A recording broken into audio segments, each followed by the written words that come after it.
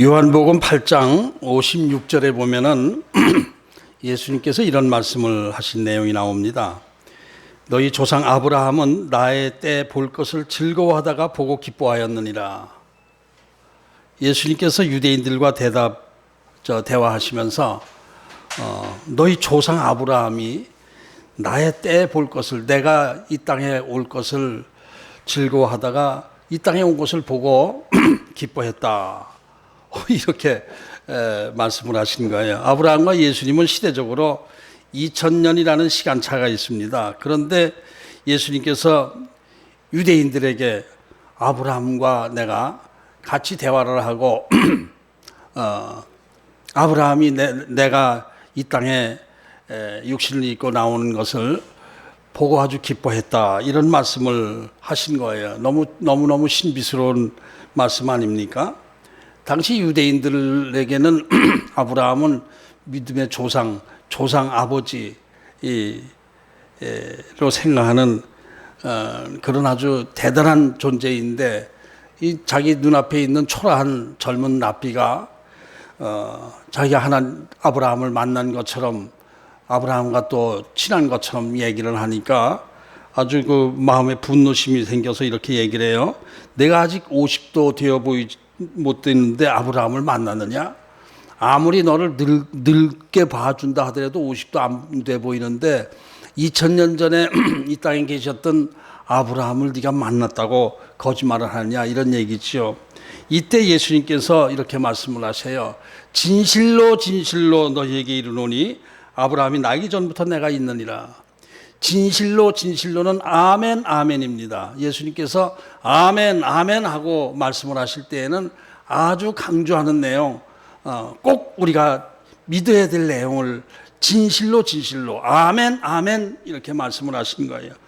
내가 진실로 아멘 아멘 내가 너에게 말하는데 아브라함이 나기 전부터 내가 있었다. 이렇게 말씀을 이렇게 하시는 거예요. 그러니까 유대인들이 화가 나서 돌로 예수님을 치려고 했다라는 내용이 나옵니다.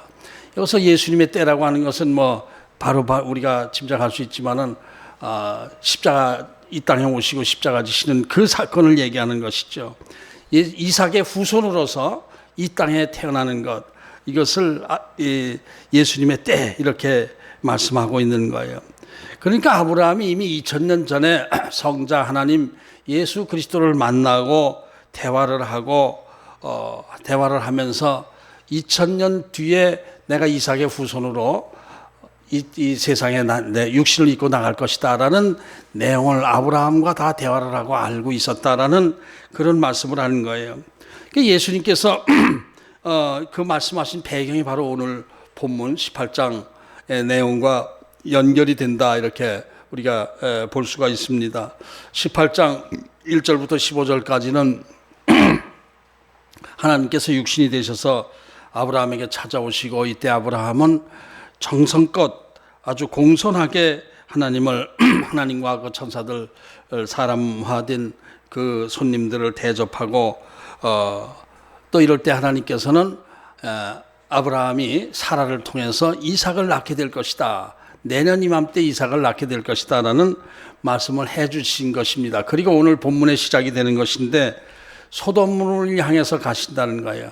하나님께서 사람화 되셔서 이 땅에 오셔서 아브라함을 만난 것은 아브라함에게 축복의 약속을 해 주신 것과, 또 두 번째로는 소돔과 고모라를 멸한다 하는, 징계하신다, 멸한다라는 내용을 알려주기 위해서 내려오신 것입니다. 그런데 이제 그냥 아브라함과 대화를, 아브라함에게 축복의 말씀을 해주시고 나서 소돔과 고모라를 향해서 떠나가려고 하시다가 하나님께서 이렇게 말씀을 하세요. 내가 하려는 것을 아브라함에게 숨길 필요가 있겠느냐, 이렇게 말씀을 하세요. 여기서 여호와 하나님이라고 하신 것은 예수 그리스도 성자 하나님을 말씀하시는 거예요. 말씀으로 우리 인간에게 말씀화 되셔서 말씀을 주신 그 모든 것은 성자 하나님으로 보면 됩니다. 성자 하나님은 말씀으로 계신 하나님이거든요. 그러니까 우리에게 말씀을 주신 분은 다 성자 하나님이시다. 지금은 성령을 통해서 말씀을 주시죠. 이렇게 생각을 하면 되는 것입니다. 그러니까 하나님께서 아브라함을 친구처럼 생각하시고 내가 아브라함에게 이 소돔과 고모라 멸할 계획을 얘기 안 하겠느냐, 해야 되겠다, 이렇게 말씀하신 것이죠. 그러면서 이 말씀하시기 전에 하나님께서는 아브라함에 대해서 예언적 축복의 말씀을 하셨습니다. 18절과 19절입니다. 18절, 19절. 아브라함은 강대한 나라가 되고 천하 만민은 그로 말미암아 복을 받게 될 것 아니냐. 내가 그로 그 자식과 권속에게 명하여 하나님의 도를 지켜 의와 공도를 행하게 하려고 그를 택하였나니 이는 다 여호와가 아브라함에게 대하여 말한 일을 이루게 함이니라.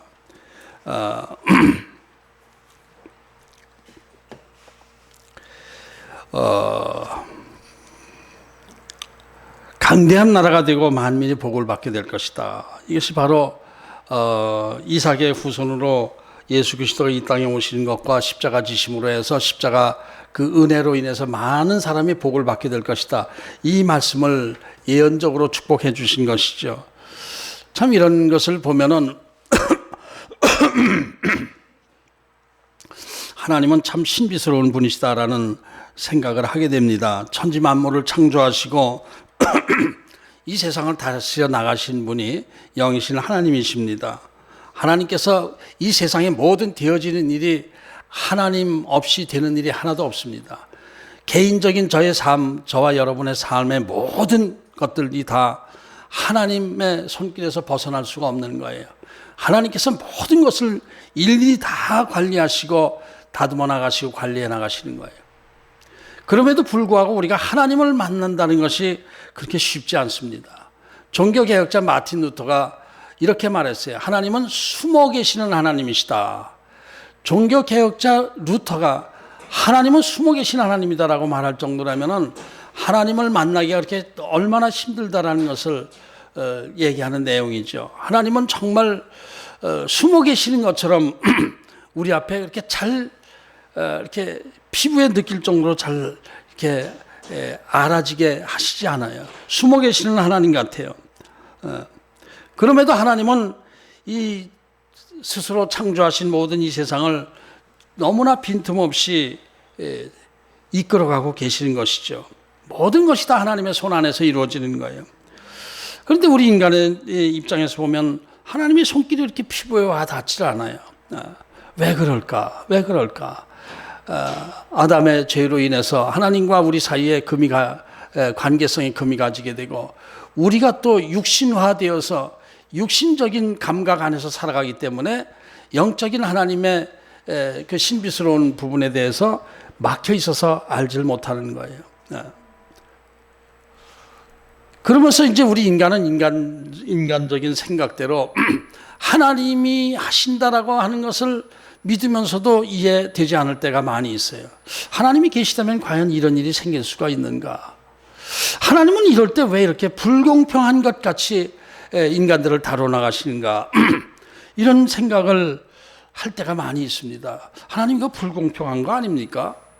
왜 저 믿지 않는 사람은 저렇게 잘 되게 하시고 선량하게 착하게 잘 살려고 하고 하나님 믿음 안에서 순종하며 정말 하나님만 바라보며 살아가는 저 사람은 왜 이렇게 저렇게 고통을 주시고 어려움을 주시고 이렇게 하십니까? 정말 하나님이 공의의 하나님, 사랑의 하나님이 맞으십니까? 이런 의문이 들 때가 많이 있는 거예요. 그 우리 인간의 생각과 하나님의 뜻, 하나님의 방법이 다르기 때문에 그래요. 그 인간의 생각이 왜 다르느냐? 육신화되어서 육신적인 생각을 하기 때문에 육신적인 감각 안에서 하나님을 바라보니까 자꾸 생각이 달라지는 거예요. 하나님의 뜻과 가까이 가질 수가 없는 거예요. 나는 이게 옳은 것 같은데 옳아서 이렇게 하고 싶은데 왜 하나님은 여기에 이것을 못하게 하시는가? 왜 응답 안 해주시는가? 이런 생각이 들 때가 많은 것입니다. 그러나 이 과정 속에 좀 더 깊이 하나님께 가까이 나가다 보면은 그렇군요. 하나님의 뜻이 맞았군요. 하나님의 방법이 옳았습니다. 제 생각이 틀렸습니다. 이런 것을 깨닫게 되는 것입니다. 하나님은 저와 여러분을 너무너무 사랑하셔서 정말 불꽃 같은 눈초리로 저와 여러분을 지켜보고 돌봐주고 계십니다. 그럼에도 불구하고 하나님이 멀리 계신 것처럼 느끼는 것은 내 감각이 육신화되어 있기 때문에 그래요. 이성적인 판단으로 짧은 생각을 하기 때문에 하나님의 깊으신 뜻을 다 알지 못하고 답답해할 때가 있는 거예요. 하나님은 저와 여러분을 사랑하셔서 정말 최선의 길로, 가장 좋은 길로 우리들을 이끌어 가셔요. 결정적인 사건이 십자가 사건이죠. 예수님의 십자가 사건은 하나님의 공의와 사랑 두 가지가 다 완전히 충족되는 그 내용입니다. 우리를 심판하시기 위하여 공의 하나님으로서 우리를 심판하시는 것을 대신 예수님을 심판하신 거예요. 또 우리를 용서하시는 걸로 해서 예수님의 심판을 통해서 용서를 해주신 거예요. 공의와 사랑이 두 가지 다 함께 이루어진 것이 십자가 사랑입니다. 그 이상의 사랑의 방법이 더 있을 수가 없습니다. 하나님 자기 자신을 죽이시면서까지 우리를 용서하신, 그리고 축복하신 사랑, 이것이 십자가 사건인 것입니다. 우리가 육신적인 생각으로 십자가 바라보면은 아무것도 느낌이 오질 않습니다. 그러나 영적인 감각으로 십자가 사건을 보면은 그것이 바로 내 죄와 밀접한 관계가 되는 것, 나의 심판과 직접 관계되는 것을 깨닫게 되는 거예요. 우리가 육신적 감각으로 생각할 때는 이게 옳은 것 같고, 이게 맞는 것 같고, 이렇게 되면 손해보는 것 같고, 이렇게 돼야 이익 볼 것 같고, 그런데 영적 감각으로 보면 그게 다 맞지 않아요. 그래서 우리가 영적인 감각을 살려가지고 영적 감각 안에서 살아갈 때에 하나님의 뜻을 잘 분별할 수 있게 되고, 하나님과 가까워지게 되고, 하나님의 뜻을 따라 순종하게 될 수 있는 거예요. 그러기 위해서는 내 육신적 생각을 십자가 앞에 다 내려놔야 돼요. 나를 죽이고 진정한 할례를 받고 하나님을 바라봐야 되는 거예요. 그때 하나님의 뜻을 알 수가 있고, 하나님의 나를 향한 계획을 또 알 수가 있고, 축복의 계획을 알 수가 있고, 감사하는 마음이 드는 거예요. 육신적인 욕심 안에서 인간적인 생각으로 욕심을 채우려고 하고 할 때 결코 하나님의 응답을 받을 수가 없습니다. 하나님을 만날 수가 없습니다. 오늘 본문을 보면은 하나님의 택하신 백성과 택함 받지 못한 백성 두 가지로 구분해서 말씀을 하고 있어요. 첫째로 아브라함의 약속의 자녀 이삭의 후손을 축복하는 말씀이 나오고 있고, 그 다음에 소돔과 고모라를 심판하시려는 내용이 나와요. 딱 두 가지로 축복과 심판입니다. 사랑과 공의, 이것을 두 가지를 말씀하고 있는 거예요. 그러면서 오늘 아브라함과 그 후손을 택하신 이유를 본문 19절에서 말씀하고 있죠. 내가 그 자식과 권속에 명하여 하나님의 도를 지켜 의와 공도를 행하게 하려고 그를 택하였나니, 여호와의 도를 지켜 하나님의 의와 공도를 행하게 하려고 아브라함을 택하셨다, 이런 말씀입니다. 이 가운데 하나님의 축복이 임하게 되는 거예요. 아브라함의 영적 후손들이죠. 우리는 다 아브라함에게 말씀 주신 것은 다 우리에게 주신 말씀으로 우리가 받아들여야 돼요. 하나님께서 우리에게 축복을 약속하시면서 떠나라고 하신 것, 이것은 뭐였죠? 하나님의 도를 지켜 의와 공도를 행하게 하려고 하신 것이다, 이런 것입니다. 그러니까 하나님께서 아브라함을 창세기 12장에서 떠나라고 말씀하실 때 믿음의 조상이 되고 복의 근원이 되고 창대케 되고 별같이 많은 자손들의 조상이 될 것이다, 많은 축복의 약속을 해 주셨지 않습니까? 이것은 떠나라는 것의 목적이 아닙니다. 떠나라는 것의 목적은 축복이 아니에요. 그것은 목적은 의와 도를 행하는 것, 하나님의 도를 행하고 의와 공도를 행하는 것이 목적이고, 그 결과물로서의 축복이 창대케 되고 축복을 받게 되고 믿음의 조상이 되고 하늘의 별같이 많은 자손을 두게 되고 하는, 그건 하나님의 도에 순종하고 말씀에 순종하고 따라갈 때에 하나님의 뜻을 이룰 때에 주신 그 열매이지 그것이 목적이 떠나라고 하신 목적이 축복이 아니다 이런 얘기죠.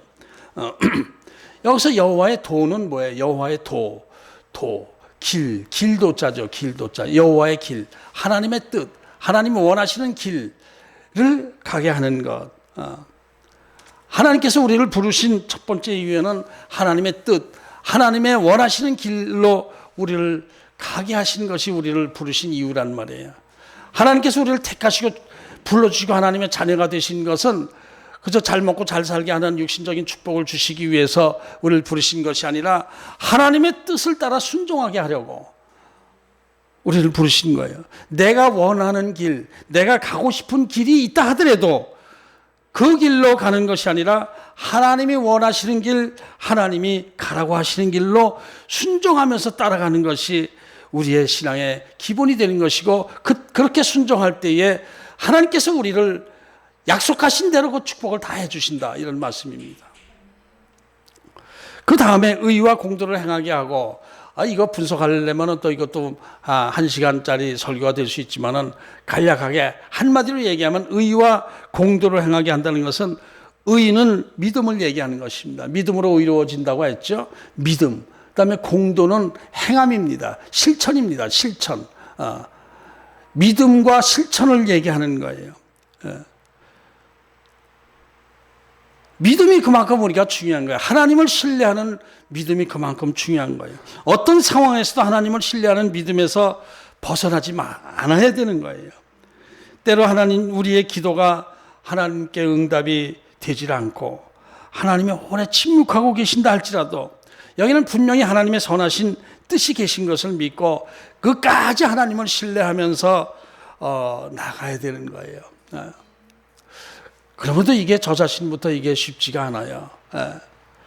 쉽지가 않습니다. 하나님이 내 기도에 응답하지 않으신다.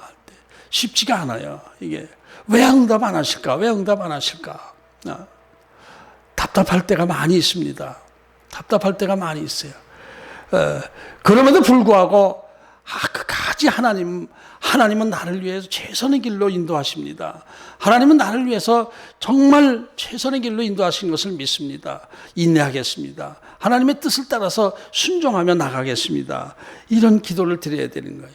하나님의 사람 엘리야도 낙심하고 좌절한 적이 있었지 않습니까?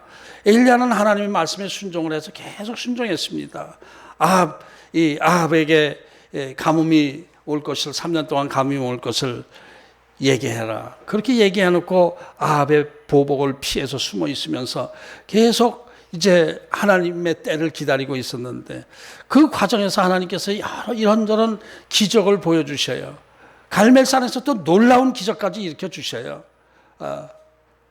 그런데 정작 가장 중요한 것은 뭡니까? 아합과 이세벨이 변화되든지 징계를 받든지 끝장을 나든지 그들을 회개시켜서 하나님을 찾게 하든지 이렇게 되는 것이 결정적인 기적이죠. 결정적인 목적이 돼야 되는 거예요. 그런데 하나님께서 북이스라엘을 징계하시면서 아합과 이세벨을 변화시키기 위해서 이 가뭄을 주시고 징계를 하시고 그러는데 막상 갈멜산에서 그 놀라운 기적을 경험하고 나서도 아합은 변화되지 않는 거예요. 이세벨은 오히려 이 엘리야를 죽이겠다고 선전포고까지 하는 거예요.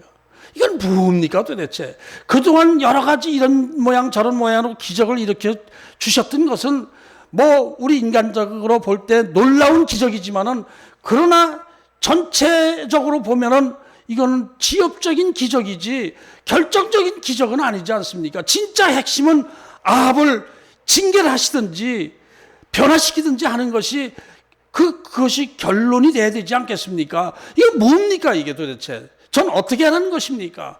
낙심하면서 도망가요. 날 죽여주세요 오히려. 이렇게 하실 바에는 날 죽여주세요 이렇게 합니다. 근데 그러나 그때 하나님이 이 엘리야를 위로하시죠. 그러면서 세미한 음성으로 하나님의 방법, 하나님의 때를 엘리야에게 알려주셔서 엘리야가 힘을 얻고 다시 호렙산에서 내려오는 그런 내용이 열왕기 하에 나오죠. 그렇습니다. 우리가 생각할 때 하나님의 뜻이 어디 있는지 정말 잘 모를 때가 많이 있어요. 제 아주 가까운 친구가 있습니다. 제 아주 가까운 친구가 있는데 하나님을 그렇게 믿질 않아요. 제가 젊었을 때 예수 믿고 하나님 막 이게 믿으라고 그랬는데 막 나를 막 구타까지 했었어요. 이 새끼야 쓸데없는 소리에 연병 떨지 말라고 막 해서 그런 적이 있었어요. 근데 그 가까운 친구, 제가 젊었을 때 그 친구에게 큰 신세를 진 적이 있었어요. 이 친구는 뭐 금융기관에서 지점장을 하고 막 이 중역을 하고 파워 있는 삶을 살았어요. 그 딸이 결혼할 때, 큰 딸이 결혼할 때에 사랑의 교회에서 그 부인이 아주 신앙생활을 잘하는 권사님이었고, 근데 그것을 그렇게 교회에서 예배 못 드리게 그렇게 방해를 하고 있는데 사돈측이 와서 무릎 꿇고 빌었대요. 이번 한 번만 교회에서 결혼식을 하게 해달라고. 그래가지고 사랑의 교회에서 했는데 사랑의 교회 그 옛날 거기죠. 옛날 사랑의 집 거기죠. 그 대성전이 대본당이 꽉 찰 정도로 이 하객들이 많았어요. 그만큼 발이 넓었어요. 한 2,000명 가까이 왔던 것 같아요. 이 교회 그 식당이 감당을 못해서 친구들 몇 명이 부탁해서 그 근처에 그 일대에 큰 식당들을 그냥 이 전세를 내 가지고 한 두세 군데를 더 해서 겨우 대접해서 보낼 정도로 그만큼 활동력이 있던 사람이었는데 이 친구가 이제 은퇴하고 투자를 어서 했는데 투자를 잘못했어요. 큰 손해를 봤어요. 그리고 아주 어려워졌어요. 힘들어졌어요. 부인이 근육병이라고 해서 근육이 자꾸 말라가는 그런 병을 앓고 10한 5, 6년 돼요. 그러니까 그 성격을 알기 때문에 저는 하나님의 징계라는 얘기를 하지 않고 그냥 기도하자. 기도하는 건 괜찮지. 연병 떨고 있네 이 새끼. 그렇게 해서 점점 더 해서 휠체어에서 대소변을 남편이 갈아주고 해서 어디 멀리 가질 못해요. 부인 때문에. 둘째 딸이 42세 됐어요. 40서너 됐는데 결혼을 못하고 있는데 얼마 전에 저에게 전화가 막 울면서 전화가 왔어요. 얘가 목암에 걸렸다. 수술을 해야 된다. 몇 천만 원 들어야 되는 것 같다. 지금 당장 돈 한 푼도 없다. 막 울면서 나에게 그러는데 내 마음이 너무 무너질 것 같아요. 그래서 제가 진짜 하나님 앞에 작정을 하고 기도를 했어요. 이때 내가 뭔가 도와줘야 되는데 내가 이 친구한테 큰 신세를 진 거 이때 좀 뭔가 갚아야 줘야 되는데 하나님 여기 수술비 일부라도 제가 좀 감당할 수 있도록 저에게 좀 물질을 좀 주시면 안 되겠습니까? 말로는 걱정하지 마. 어떻게 되겠지. 해보자. 걱정하지 마. 이러고 끊어서 기도를 했어요. 하나님 저에게 좀 얘를 좀 도와줄 수 있도록 하나님 저에게 좀 이번에 좀 물질을 좀 보내주시면 안 되겠습니까? 단순한 기도죠. 저는 그냥 그렇게 도와줘야 되겠다는 생각으로 계속 기도를 했어요. 계속 기도했어요. 그리고 어떻게 방법을 이리저리 찾아봤어요. 저 자신도 뭐 길이 안 열려요. 답답해요. 하나님은 좀 응답 좀 해주세요. 이번에 어떻게 좀 해줘야 되지 않겠습니까? 제 입장은 아시잖아요. 제가 이 친구한테 얼마나 신세진 거 제가 알잖아요. 하나님 이때 좀 제가 좀 어떻게 병원비 일부라도 좀 대주게 좀 저에게 좀 보내주시면 안 되겠습니까? 그러면서 사주 경계를 기도하고 나서 사주 경계를 하고 어떻게 물질이 어떻게 좀 되질 않나 하고 이리저리 전혀 안 돼요. 그런데 그때 그러면서 어때 기도하는 가운데 하나님의 음성이 내 마음속에 들리는 거예요. 얘한테 필요한 것은 지금 물질이 아니다. 병원비가 아니다. 수술비가 아니다. 얘가 하나님께 항복하는 것이다. 이 생각이 탁 들어요. 그래서 전화를 해서 하나님 앞에 항복해라. 이렇게 하려고 그러는데 내가 이때 뭔가 좀 도와주면서 다만 뭐 1, 200이라도 야 이거 내가 좀 이거밖에 안 되는데 이걸 좀 보태라. 그런 내가 하고 싶은 말인데 너 하나님 앞에 이번 무릎 꿇고 기도해라. 이거를 좀 해야 되는데 그냥 빈손으로 그렇게 얘기하면 또 연병할 새끼가 또 나올 것 같아. 다만 100이라도 200이라도 야 내가 이거 최선을 다해서 내가 할 수 있는 거 이거 해주는데 너 이번에 하나님 앞에 좀 기도해봐라. 항복해라. 정말 내 말 좀 들어라. 그리고 막 악을 쓰고 싶은데 그냥은 못하겠더라고요. 하나님 좀 그렇게 하면 안 되겠습니까? 근데 이렇게 기도할 때도 하나님은 냉정하신 것 같아요. 얘가 필요한 것은 나한테 항복하는 것이다. 이 말씀이 자꾸 들려요. 냉정하신 것 같아요. 냉정하신 것 같아요. 근데 정말 그렇게 어려울 수가 없어요. 그렇게 어려움을 겪을 수가 없어요. 그 연금 뭐 100 얼마 나오는 거 그거 가지고 근근히 부인 치료비 해가면서 하는데 둘째 딸까지 또 저렇게 됐으니 이걸 어떻게 하라는 얘기입니까? 어떻게? 막 제가 울면서 하나님 앞에 기도하고 막 우울증이 걸릴 정도로 막 그냥 막 그랬는데 기도 계속 하다 보니까 이제 하나님의 뜻을 조금 알겠더라고요. 얘를 변화시켜야 되는, 얘를 변화시켜야 되는데, 내가 해야 되는데, 그 생각이 들어요. 그래서 또 지금 계속 기도 중인데, 우리 인간의 생각과 하나님의 뜻이 달라요, 그렇게. 방법도 달라요. 하나님의 계획이 달라요. 그러니 인간의 무능함, 인간의 답답함, 내가 뭘 어떻게 해야 될지 답답함이 이렇게 있습니다. 하나님의 뜻이 이렇게 내 생각하고 다르고 그러니 이게 제가 하나님의 뜻 안에 순종하지 못하고 있는 것 아니겠습니까? 그러면서도 그래서 저한테 때로는 물질 좀 보내주세요 뭐 이런 기도할 때 너 물질 주면은 흥구한테 돈 갚으려고 그러지? 그러면 안 돼. 이런 마음까지 들더라고요. 그래서 하나님이 저에게 물질 안 주시는 것이 그 친구 도와줄까봐 그러시는 거예요? 그래. 이런 말씀까지 마음속에 생각이 나더라고요. 이건 제 마음속의 느낌이에요. 그래서 때가 아니로구나 이런 생각을 하고 있는데. 이 하나님의 뜻과 우리 인간의 생각은 속 좁은 생각, 눈앞에 이게 안목이 짧잖아요, 우리는. 그러니까 늘 하나님의 뜻을 알지 못해서 답답해하고 그렇게 해요. 그러나 하나님은 공평하게, 공의의 하나님, 사랑의 하나님은 우리를 사랑 안에서 이끌어 가시며 공의로 우리를 다루어 나가시는 거예요. 그래서 우리는 어떤 상황에서도 하나님의 사랑을 기억하면서 하나님을 신뢰하는 믿음을 잃지 말고 하나님의 뜻을 향해서 가까이 자꾸 나가야 돼요. 그럴 때 하나님의 뜻을 깨닫게 되는 것이죠.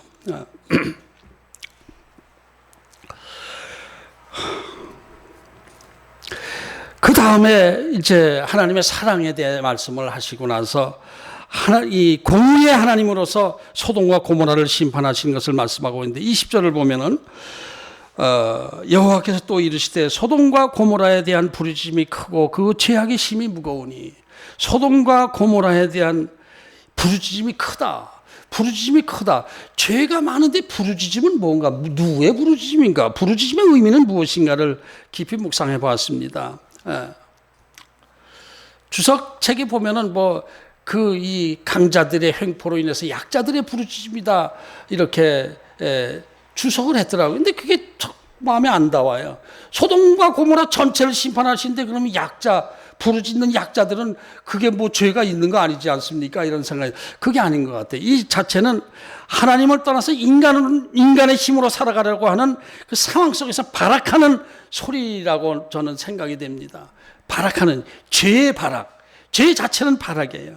죄가 무엇입니까? 하나님을 떠난 삶이죠. 하나님을 떠나서 자기 힘으로, 자기 생각으로, 자기 능력으로 살아가려고 발악하면서 살아가는 그 부르짖음. 그 약자들도 이때에 힘들 때에 하나님을 의지하고 하나님을 믿고 하나님께 구하는 것이 아니라 자기 힘으로 벗어나 보려고 발악하는 이것을 부르짖음으로 표현한 것 아닌가.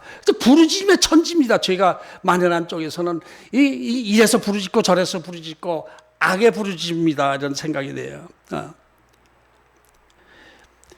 21절에 보면은 내가 이제 내려가서 그 모든 행한 것이 과연 내게 들린 부르짖음과 같은지 그렇지 않은지 내가 보고 알려 하노라.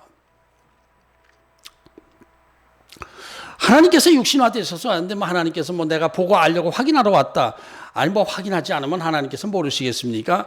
육신화되셔서 오셔서 육신 사람처럼 표현해서 말씀하는 거예요. 그런데 그 중에서는 내가 확인해 보려고 한다는 것은 하나님의 사랑의 표현이 숨겨져 있죠, 그죠? 정말 저 부르짖음이 그렇게 센데 이거를 내가 어떻게 좀 용서해 줄 수 있는 여지가 있나를 내가 한번 다시 확인하고 싶다라는 것은 용서의 여지가 있나를 확인하고자 하는 하나님의 사랑의 표시다, 이런 생각이 듭니다. 심판하시는 하나님이, 사랑의 하나님이 그 안에 같이 있는 거예요. 그런 표현이 있는 거예요. 그 부르짖음 중에서 하나님의 용서의 여지가 있을 때에는 내가 용서하고 싶다. 아니라면 할 수 없지만 이런 말씀이 있죠. 그런데 여기서 제가 생각을 해봅니다. 이런 경우 정말 소돔과 고모라 사람들 다 100% 악한 사람들만 있는 것일까? 하나님의 심판은 정말 공평하게 하나님의 공의 안에서 행해지는 것이고 거기에 조금이라도 억울한 심판은 없는 것일까?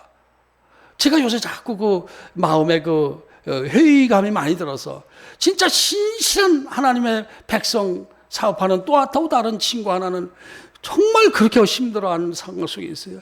금식하고 기도하고 엎드려서 기도하고 내려놓고 기도하고 전화하면은 완전히 내려놓고 내가 할 수 있는 것이 하나도 없으니까 내려놓고 하나님만 바라보고 있다. 근데 하나님께서 촛불을 완전히 끄지는 않으시고 또 이렇게 넘어가게 해주시니 뭔가 하나님의 뜻이 있겠지라고 하는데 계속 어려워요. 전화해서 불 안 꺼졌어? 아직 안 꺼졌어? 그 하나님이 뭔가 계획이 있을 것인가 더 우리 겸손하게 하나님 앞에 무릎 꿇읍시다. 이렇게 하면서 기도하는 친구가 있어요. 저 믿지 않고 강팍한 저 친구 심판에 대해서 그 하나님의 뜻이 있는 거예요. 그런데 이렇게 저런 어려움 속에서 이제 내가 기도하는 가운데 그렇다면 하나님 저에게 그 능력을 주셔서 저 그냥 그 부인과 20년 가까이 된 부인의 근육병과 저 딸의 이 암을 치유할 수 있는 능력을 저에게 주시면 안 되겠습니까? 제가 가서 기도해 준다고 하고 기도할 때 확 낫게 해 주심으로 해서 저 친구가 변화될 수 있도록 해 주시면 안 되겠습니까? 그리고 계속 기도하고 있는데 대답이 없으세요. 어떻게 된 얘기입니까? 그러면 어떻게 된 얘기예요? 저는 빈손으로 예수 믿으라는 얘기 지금 못해요. 지금 그러고 있어요.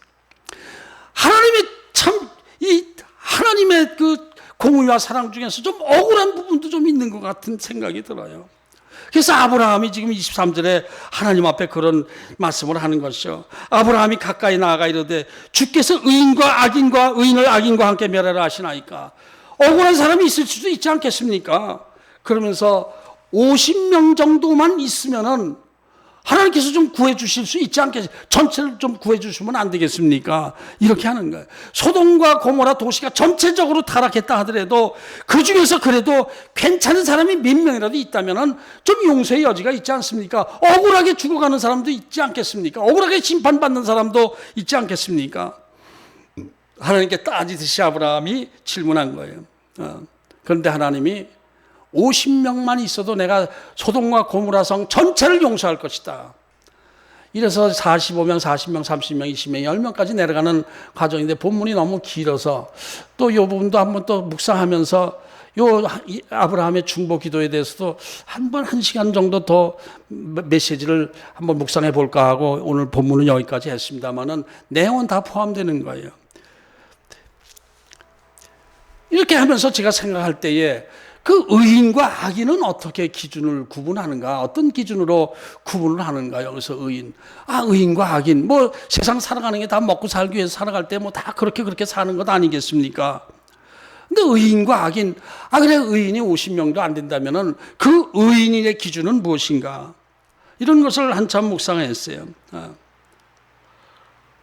한마디로 말해서 하나님을 떠난 사람은 악인입니다. 하나님을 믿지 않고 하나님을 배척하는 사람은 악인입니다. 우리 피조물인 우리 인간이 하나님 앞에 가장 기본적인 그 의의는 하나님을 믿는 거예요. 나를 창조하신 하나님, 내 삶을 이끌어가신 하나님을 믿는 그 믿음입니다. 그 믿음이 없으면 악입니다. 바로 그것이 악인 거예요. 이 친구가, 그 어려움 당하는 친구가 세상적으로는 참 좋은 친구예요. 그래서 남의 일이라면 발벗고, 우리 피아노도 내가 개척했다고 그러니까 이 피아노 보내줬어요. 그러면서 고맙다. 하나님이 축복해 주실 거다. 예병 떨고 있네, 개새끼. 이런 친구예요. 세상적으로 그렇게 좋은 사람이에요. 그래서 남의 일이라면 발벗거나 그렇게 관계성이 좋고. 근데 하나님이라면 그냥 그렇게 그런 거예요. 그 윗동서가 아주 유명한 목사님입니다. 세계적인 순복음 계통의 세계적인 순복음교 총회장까지도 하고 그런 부분이에요. 근데 그 윗동선에 무슨 행사가 있어서 거기 잔치가 있어서 거기 가면은 거기 뭐 큰 목사님인데 대형 교회 수천 명, 만 명 가까이 되는 교회 목사님이고 세계적인 순복음 교회에서는 아주 뭐 대단한 분이신데 거기 가서 딱 가면은 야, 술 한 병 가져와. 담배 재떨이하고. 거기 손님들이 목사님들이 대부분인데 그러는 거야. 야, 갖고 와. 안 갖고 오면 다 엎어버릴 거야. 그거 갖다 줘. 그러니까 그 목사님이 그 윗동서가 우리 집안에 마귀가 하나 있어. 미안해. 그러더니 부목사들한테 그랬다는 거야. 답답해요. 그렇게 인간적으로 좋은 사람인데 의인이에요. 세상적으로 볼 때는 의인이에요. 뭐 이 별명이 윤지랄이에요. 윤지랄. 하도 지랄 같은 성격이라. 근데 그 지랄 같은 성격이지만 참 좋은 친구예요. 악인이죠. 악인이에요. 악인의 심판. 그러니까 우리가 믿음이라는 것, 이 믿음이 참 중요한 거예요. 하나님을 믿는 것, 하나님을 내 삶의 주인으로 섬기는 것, 이것이 참 중요한 것입니다. 이것이 의인이에요. 이 소돔과 고모라에는 그런 사람이 없는 거예요. 강자고 약자고 하나님을 믿고 의지하는 사람이 하나도 없는 거예요. 그래서 심판이 되는 거예요. 지금 이 시대 상황에서 생각해 봅니다. 이 시대 상황 소돔과 고모라하고 비교해서 어떻다고 보십니까? 소돔과 고모라 그때 동성애를 하고 이렇게 부패하고 타락하고 이렇게 됐지만 지금의 문화도 사실 그래요. 그런데 그렇게 큰 심판이 내리지는 않고 있어요. 그것은 왜 그런가? 제가 기도하다 보니까 그래도 지금 엎드려서 기도하고 있는 하나님의 백성들이 있지 않은가? 그래서 하나님께서 심판을 보류하고 계시는 것이다 라는 생각이 들어요. 그러면 저 자신은 어떻습니까? 저 자신은 정말 하나님을 믿고 신뢰하고 하나님과 동행하는 삶, 정말 하나님의 백성으로 삶을 살고 있습니까? 제 의식구조에 하나님보다 저 자신을 믿고 제 의식구조에 소돔과 고모라의 의식이 있는 건 아니겠습니까? 세상적인 것 의지하고 있는 것은 아니겠습니까? 이런 질문을 하면서 기도를 많이 했지만은 저 자신 진짜 글쎄 50%도 안 되지 않는가라는 생각이 들어요. 어떤 때는 믿음이 정말 하나도 없을 때도 있고 그래요. 그러니까 여기서 심판은 지금 소돔과 고모라 일괄적인 심판 안에서 이 아브라함이 그 중에 저 억울한 사람이 있지 않습니까? 라고 하는 것을 개인으로 봅니다. 저 개인으로 생각해 봐요. 하나님께서 저를 징계하시고 저에게 어려움을 주시고 저를 심판하신다 할 때 저에게 조금이라도 좀 믿음이 있지 않습니까? 그래도 30%라도 있지 않습니까? 50명이라도 저한테 있지 않습니까? 10,000명 중에 50명이라도 있으면 용서해 줘야 되지 않겠습니까? 라는 것을 저 개인적인 의의로 볼 때 저 안에 그래도 저희가 이렇게 실현당하고 있고 하나님 앞에 심판을 받고 있고 한다고 할 때에 저희 그래도 조금이라도 믿음이 있지 않습니까? 하나님을 그래도 따라 순종하려고 하는 마음이 조금이라도 있지 않겠습니까? 이렇게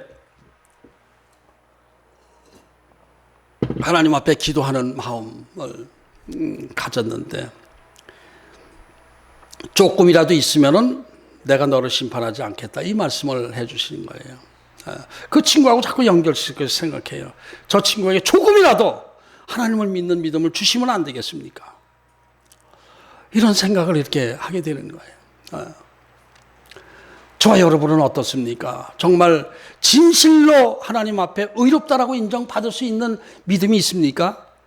아니면은 50명이라도 있잖아요. 제 안에 그래도 선한 구석이 50%라도 있지 않습니까? 라고 기도하고 계시진 않습니까? 철저하게 하나님 앞에 할례를 하고 하나님 앞에 엎드려서 하나님의 뜻에 순종하며 하나님의 사랑을 경험하는, 이삭의 축복을 약속받는 그런 저와 여러분이 되어야 될 줄 압니다. 그리고 또 이 시대 나라와 민족을 위해서, 또 타락한 교회 문화를 위해서 우리가 또 기도해야 되지 않겠나 하는 생각을 해봅니다.